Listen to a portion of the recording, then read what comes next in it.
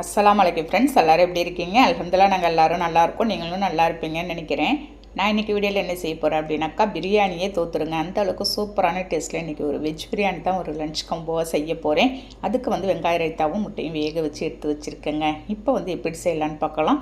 அதுக்கு தேவையான பொருள் எல்லாமே நான் ரெடி பண்ணி வச்சுருக்கேன். ஒரு 10 நிமிஷம் முன்னாடியே அதேமாதிரி அரிசியும் ஊற போட்டு எடுத்து வச்சுருக்கேன். வெங்காய ரைத்தாலாம் ரெடி பண்ணிட்டேங்க. இப்போ என்ன செய்ய போகிறேன் அப்படின்னாக்கா, ஒரு பேனை ஸ்டவ்வில் வச்சிடலாம். நம்ம வச்சுட்டு நான் இதில் நெய்யெல்லாம் எதுவுமே ஆட் பண்ணலை. வெறும் ரீஃபைண்ட் ஆயில் மட்டும் தாங்க செய்ய போகிறேன். ஒரு 50 கிராம் அளவுக்கு ரீஃபைண்ட் ஆயில் நம்ம சேர்த்துக்கலாம். சேர்த்துட்டு எண்ணெய் நல்ல ஹீட் ஆனதும் பட்டை, கிராம்பு, ஏலக்காய் சேர்த்துக்கிறேங்க. நான் ஒரு சேர் அளவுக்கு செஞ்சிட்ருக்கிறேன். இது ஒரு 4 பேர் சாப்பிட்ற அளவுக்கு தாங்க மெஷர்மெண்ட் சொல்லிட்டுருக்கேன். நல்லா ஸ்பைசஸ் புரிஞ்சதும் ஒரு கப்பு ஃபுல்லாக வெங்காயம் ஸ்லைஸாக அரிஞ்ச வெங்காயத்தை போட்டு லைட்டாக நம்ம வதக்கிட்டு, அதே மாதிரி ஒரு கப்பு ஃபுல்லாக தக்காளியை நான் சேர்த்துட்டு ஒரு பச்சை மிளகாய் போட்டிருக்கேன். காரம் உங்களுக்கு கூட குறைச்சி நீங்கள் அதுக்கு தகுந்த மாதிரி நீங்கள் சேர்த்துக்கலாம். ஒரு மீடியம் சைஸ் வெங்காயம், ஒரு 4 வெங்காயமும் ஒரு 4 தக்காளி, பழமான தக்காளியும் அரிஞ்சு ரெண்டையும் ஈக்குவலாக நீங்கள் சேர்த்துக்கோங்க.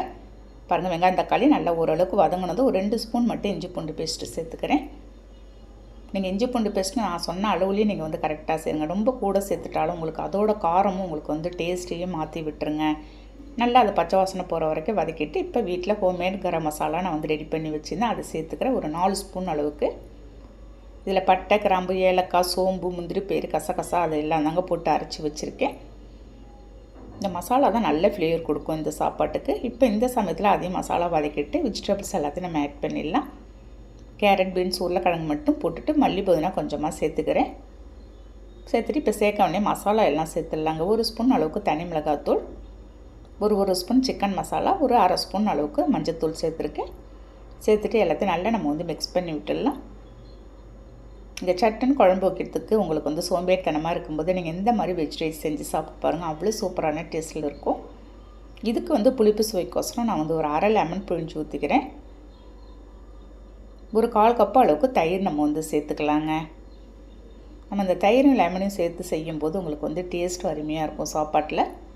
எல்லாத்தையும் மிக்ஸ் பண்ணி விட்டுட்டு 1க்கு 1.5 அளவில் நான் தண்ணி ஊற்றிட்டுருக்கேன்.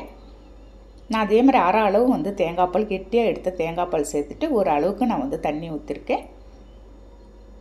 உப்பு ஒரு 2 ஸ்பூன் அளவுக்கு தூள் உப்பு சேர்த்து நல்லா நம்ம கொதிக்க வச்சிடலாம். பாருங்கள், நல்ல கமகமன் வாசனையோடு உங்களுக்கு கொதிச்சிட்ருக்கு. இந்த சமயத்தில் நல்லா ஒரு கரண்டியால் மிக்ஸ் பண்ணி விட்டு நம்ம ஊற வச்சிருந்த ரைஸ் எடுத்து நம்ம சேர்த்துக்கலாங்க. ரைஸில் கொஞ்சம் கூட உங்களுக்கு தண்ணி இல்லாத எல்லாத்தையும் நல்லா ஃபில்ட்ரு பண்ணி எடுத்துக்கோங்க. ஏன்னா தண்ணி நம்ம கூடுதலாக போட்டாலும் சாதம் உங்களுக்கு அழிஞ்ச மாதிரி ஆகிடும். பாருங்கள், எல்லாத்தையும் நல்லா மிக்ஸ் பண்ணி விட்டு நான் மூடி வச்சு கொஞ்சம் ஹை ஃப்ளேமில் வச்சு திரும்ப இன்னொரு டைம் நல்லா நம்ம மிக்ஸ் பண்ணி விட்டுட்டு அதுக்கப்புறம் நம்ம தம்மில் போட்டுடலாம். தம்மில் போட்டு ஒரு 10 நிமிஷத்துலேயே நீங்கள் சிம்மில் வச்சுருங்க. அப்படி இல்லை அப்படின்னா தோசைக்கல்ல நீங்கள் போட்டு மேலே ஹீட் பண்ணி வச்சுருங்க. பாருங்கள், இந்த டைமில் தண்ணி இருக்கும்போது நீங்கள் மூடி வச்சு நான் தம் விட்டுற போகிறேன்.